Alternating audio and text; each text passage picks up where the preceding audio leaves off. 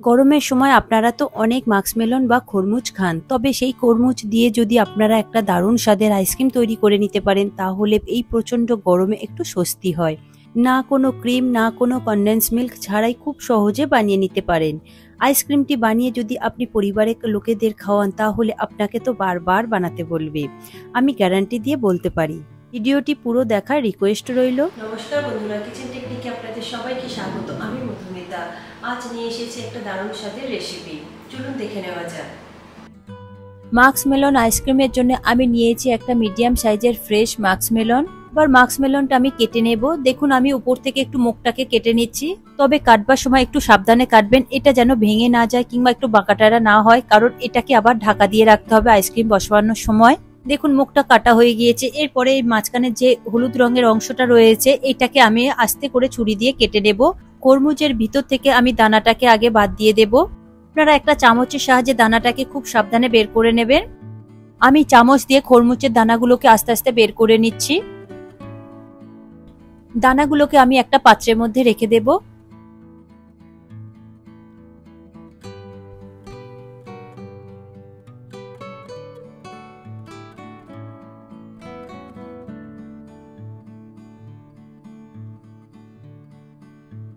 দেখুন সব দানাগুলো সাবধানে বের করে নিয়েছি। এরপরে এই চামচ দিয়ে আমি এর মাঝখানে যে পাল্পগুলো রয়েছে সেগুলোকে খুবই সাবধানে আমি বের করে নেব।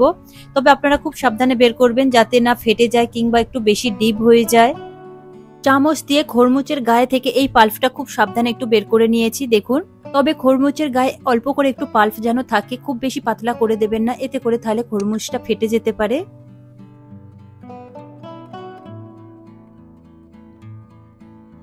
খরমুজ থেকে আমার সমস্ত পাল্প দেখুন বের করা হয়ে গিয়েছে। ঠিক এই রকম ভাবে ফাঁকা করে নেবেন।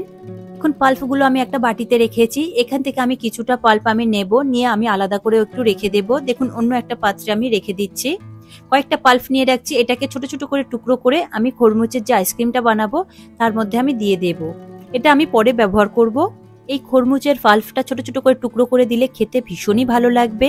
এরপর আইসক্রিমের জন্য আমি দুধটা জাল দিয়ে নেব। আমি এখানে 500 গ্রাম দুধ নিয়েছি।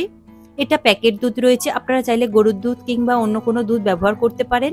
তবে এখানে লিকুইড দুধ দিয়েই আইসক্রিমটা তৈরি হবে। এখানে কোনো রকম ভাবে কনডেন্স মিল্ক কিংবা ফ্রেশ ক্রিম কোনো কিছুই লাগবে না। দুধটা উষ্ণ একটু গরম হলে এখান থেকে 2 হাতা মতো আমি দুধ তুলে নেব একটা বাটির মধ্যে। এই দুধের মধ্যে আমি পরে কাস্টার্ড পাউডার মিশিয়ে নেব। দুধটা ভালো মতো গরম হয়ে গিয়েছে। এরপরে আমি এতে দিয়ে দেব কিছুটা কেশর বা স্যাফরন। এটা দিলে দুধের মধ্যে সুন্দর একটা কালার আসে আর ফ্লেভার আসে। তবে আপনাদের কাছে না থাকলে নাও দিতে পারেন, এটা অপশনাল। এরপরে দুধটা 3 থেকে 4 বার মতো একটু ফুটিয়ে নেব। তবে দুধটা ঘন করবার কোনো দরকার নেই। দেখুন দুধটা আমার 3 থেকে 4 বার মতো খুব ভালো করে ফুটে উঠেছে। এই সময় আমি গ্যাসের ফ্লেমটা লোতে দেব। দিয়ে এবার ওই বাটিতে যে দুধটা নিয়েছিলাম সেই দুধের মধ্যে দেখুন আমি কাস্টার্ড পাউডার মেশাচ্ছি। আমি এখানে ম্যাঙ্গো ফ্লেভারে দিয়েছি, তবে আপনারা চাইলে এখানে ভ্যানিলা ফ্লেভারেরও দিতে পারেন। আমি দিয়েছি এখানে 2 টেবিল চামচ পরিমাণে কাস্টার্ড পাউডার। কাস্টার্ড পাউডার দিয়ে খুব ভালো করে একটু মিশিয়ে নেবেন যাতে কোনো রকম ভাবে লাম্পস না থাকে। কাস্টার্ড পাউডারটা খুব ভালো করে মিশানো হয়ে গিয়েছে। এরপরে আমি দিয়ে দেব 4 টেবিল চামচ পরিমাণে মিল্ক পাউডার। আপনারা যে কোনো ব্র্যান্ডের মিল্ক পাউডার দিতে পারেন।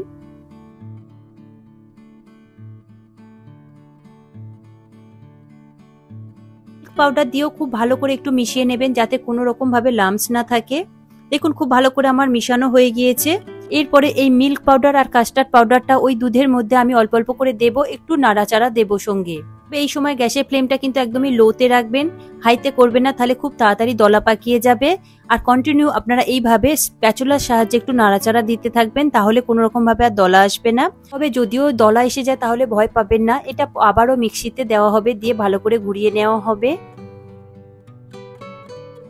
দেখুন খুব ভালো করে মিশানো আমার হয়ে গিয়েছে। গ্যাসের ফ্লেমটা এখনো লোতে রয়েছে আর দুধটা দেখুন অনেকটাই গাঢ় হয়ে গিয়েছে। এরপরে আমি দিয়ে দেব 5 টেবিল চামচ পরিমাণে চিনি। তবে চিনিটা আপনারা নিজেদের স্বাদ মতো দেবেন, বেশি কিংবা কম আপনারা দিতে পারেন। চিনিটা দিয়ে আমি খুব ভালো করে দুধের সাথে মিশিয়ে নেব চিনিটা গলে যাওয়া পর্যন্ত। চিনিটা আমার গলে গিয়েছে আর দুধটাও অনেকটাই ঘন হয়ে গিয়েছে।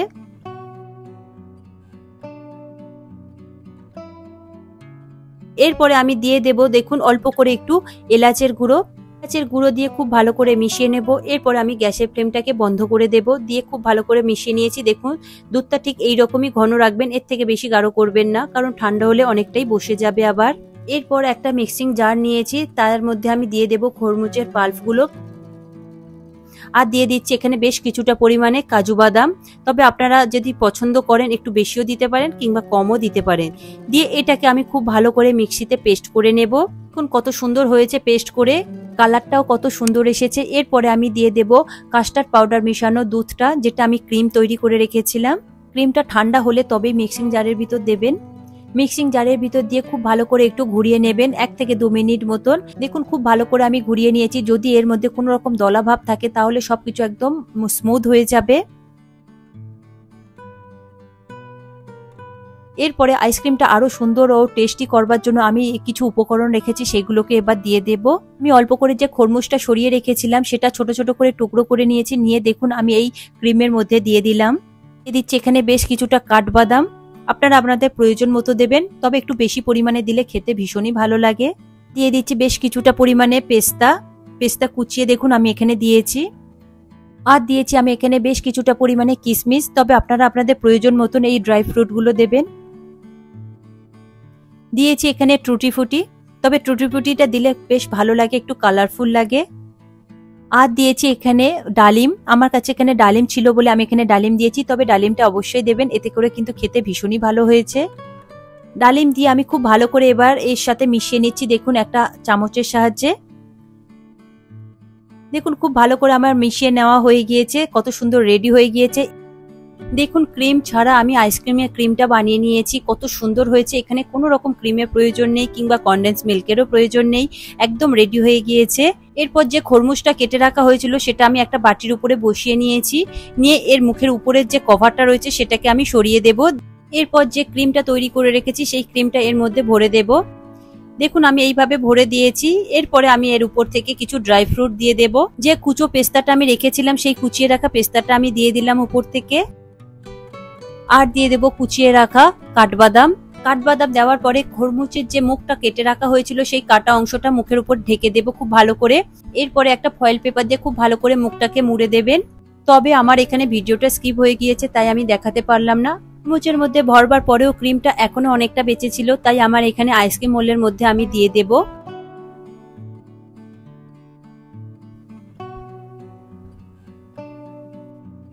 দেখুন 4টে আইসক্রিম মোল্ডের মধ্যে আমার ভরা হয়ে গিয়েছে। এরপরে এর উপর থেকে একটা ফয়েল পেপার দিয়ে মুড়ে দেব।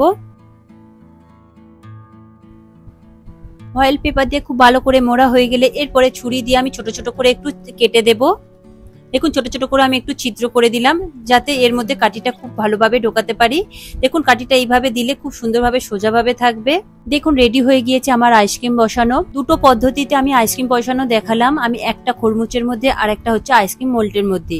এরপরে এইগুলোকে আমি ডিপ ফ্রিজে 8 থেকে 10 ঘন্টা মতো রেখে দেব, খুব ভালোভাবে জমতে দেবেন। তারপরে 8 থেকে 10 ঘন্টা পরে আমি ফিরে এসে আপনাদের বাকি ভিডিওটা দেখাবো।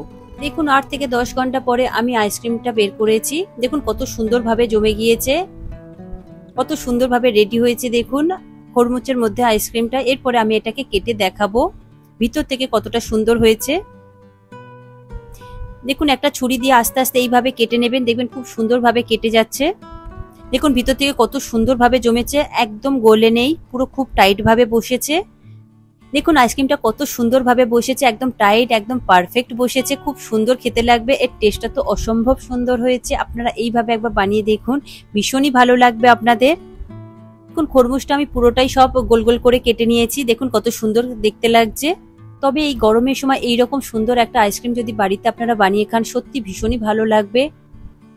এর মধ্যে ডালিম আর টুটি ফুটি দেওয়াতে খুব সুন্দর একটা দেখুন কালারফুল লাগছে, খেতে তো ভীষণই ভালো হয়েছে। ইউনিক এই আইসক্রিমটা আপনারা বানিয়ে দেখুন, ভীষণই ভালো খেতে হয়েছে। এর ক্রিমি স্ট্রাকচার ভীষণই ভালো, দুধ আর কাস্টার্ড পাউডার দিয়েই একমাত্র তৈরি হয়েছে। এখানে কোনো রকম ফ্রেশ ক্রিম কিংবা কনডেন্স মিল্কের প্রয়োজন হয়নি। দেখুন ছাড়াও এখানে দেখুন এর আইসক্রিমটা কত সুন্দর ক্রিমি ভাব হয়েছে।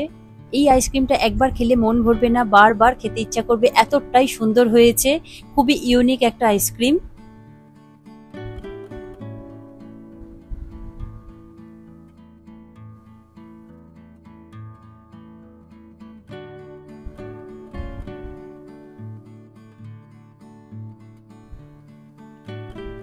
আইসক্রিম মোল্ডের মধ্যে যে আইসক্রিমগুলো বসিয়েছিলাম সেটাও দেখুন কত সুন্দর হয়েছে, একদমই ভেঙে যাচ্ছে না, খুব সুন্দরভাবে জমেছে আর ভীষণই ভালো খেতে হয়েছে আর ভীষণই সফট হয়েছে, ক্রিমি ভাব হয়েছে। আপনারা প্রতিটা টিপস ফলো করে এইভাবে তৈরি করে নিন এই গরমের মধ্যে ঠান্ডা ঠান্ডা আইসক্রিম। মাস্ক মেলন এই আইসক্রিমটা আপনারা বানিয়ে দেখুন, একদম ইউনিক।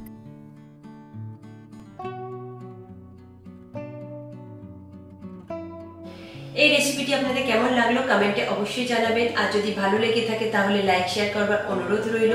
সাথে এই রকম সব নিত্য নতুন রেসিপি পাওয়ার জন্য কিচেন টেকনিককে সাবস্ক্রাইব করে রাখবেন।